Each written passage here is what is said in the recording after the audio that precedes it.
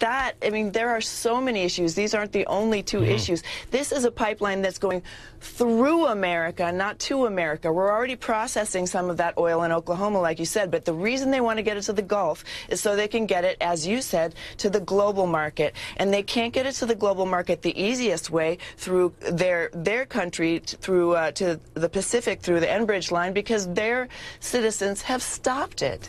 Let me show my viewers what we're talking about here. This is the oil sands over here, and when you make it into that bitumen, diluted bitumen, I showed you that sticky substance, it becomes this. Once it's refined from there to here, it becomes something like oil, and that becomes refined into gasoline or home heating oil. Van Jones, you have referred to the administration's approval of this, if it comes, as jabbing a dirty needle of a pipeline into America. You've likened it to drug addiction. You said this will become Obama's pipeline. You're a Democrat. I'm a Democrat, and I tell you what, this is one of the most remarkable stories, I think, that has not been covered. I'm so glad you're covering this. Our president, my beloved president, has said he wants to be this climate champion. You heard that beautiful speech he gave at the inauguration. Brought tears to my eyes, and people all around the world. But then what happens? We say we're going to do this pipeline. This pipeline is a very, very interesting thing. First of all, it's a foreign corporation that's saying it's going to take land from American farmers.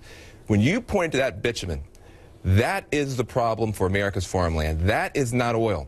Put some meat on the bones here, though. Okay. You have an example. Sure. Kalamazoo, Michigan. There was a pipeline trying to move that stuff. That is pipe-eating goo. That is not oil. And that pipeline cracked, and when that stuff hit the water, nobody knew what to do with it. And so now we spent almost $1 billion. It's been 4 years, and the Kalamazoo River may never come back. That's from one leak. This is not oil. This is a pipe-eating, planet-cooking, water-fouling goo that nobody knows what to do with, and we're going to shoot it across America's farmland and America's waterways. Why? So a foreign corporation who has made no promises to sell any of it to us can get it to the global market, mainly China. This does not make sense for America. And as a Democrat, I'm begging for somebody to stop this crazy thing. Daryl Hannah, let me ask you something. We use a lot of oil in this world. There are many people who would agree with you. It would be great if we used less. Bottom line is we don't use enough alternatives. We've had a lot of problems with that. That's a topic for another conversation as to why we don't. The argument is that oil is going to get used by somebody in the world.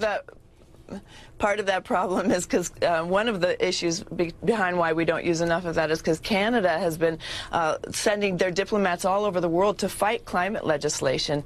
They've actually lobbied the European Union to fight climate legislation, but you know, because they want to increase projects like the tar sands, because they know that if they can expand the tar sands to the size of the state of Florida, that they have billions of dollars to make. But this pipeline is not in our national interest. It doesn't have any benefit to the American people. We will assume all the risk, and they will reap all the benefit by making billions of dollars. This fuel is not destined for us. They're just using us.